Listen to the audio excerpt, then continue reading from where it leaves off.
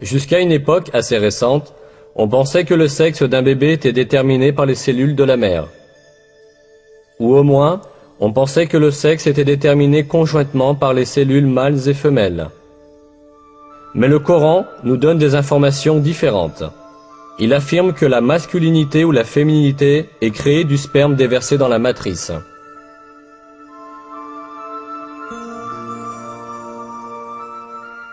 Et qu'il a créé le couple, le mâle et la femelle, à partir d'une goutte de semence éjaculée.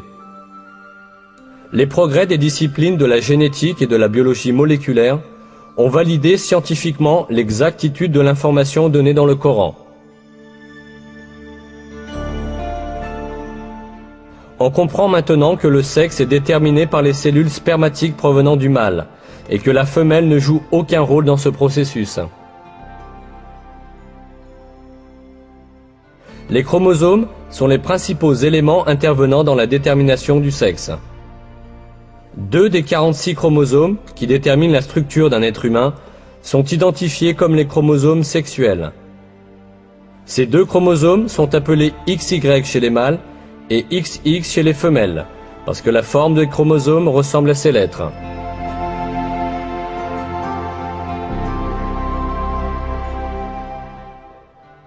Le chromosome Y est porteur des gènes codant la masculinité, tandis que le chromosome X est porteur des gènes codant la féminité. La formation d'un nouvel être humain commence par la combinaison croisée d'un de ces chromosomes, qui existe en paire chez les mâles et les femelles.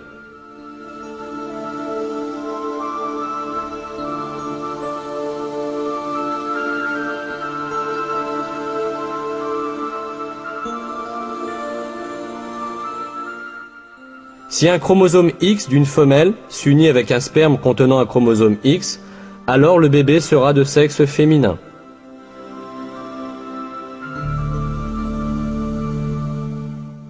S'il s'unit avec le sperme qui contient un chromosome Y, le bébé sera de sexe masculin.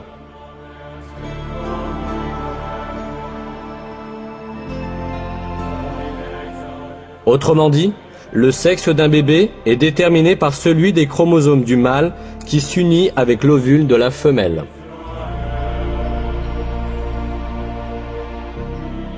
On ignorait tout cela jusqu'à la découverte de la génétique au XXe siècle.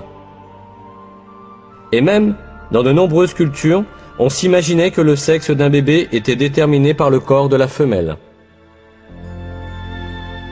C'est pourquoi les femmes étaient blâmées quand elles donnaient naissance à des filles. 13 siècles avant la découverte des gènes humains, le Coran a cependant révélé une information qui dément cette superstition et a mentionné le fait que l'origine du sexe ne provient pas des femmes mais du sperme des hommes. Si nous continuons à examiner les faits annoncés dans le Coran à propos de la formation des êtres humains, nous rencontrerons encore d'autres miracles scientifiques très importants. Lorsque le sperme du mâle s'unit à l'ovule de la femelle, l'essence du bébé à naître est formée. Cette cellule unique, que la biologie appelle zygote, commencera instantanément à se reproduire en se divisant, pour devenir ensuite un morceau de chair. Toutefois, le zygote ne passe pas sa période de développement dans le vide. Il s'accroche à l'utérus comme une plante s'enracine dans la terre.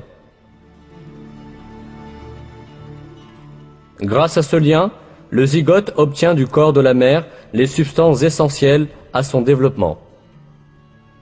C'est là qu'apparaît un miracle très important du Coran. Parlant du zygote qui se développe dans l'utérus de la mère, Dieu emploie dans le Coran le mot « alaq », adhérence.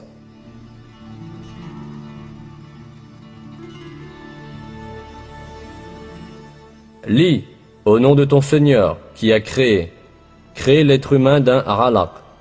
Lis, car ton Seigneur est le très généreux.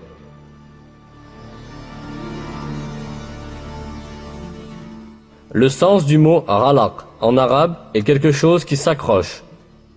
Ce mot est utilisé littéralement pour décrire les sangsues qui s'accrochent au corps pour sucer le sang.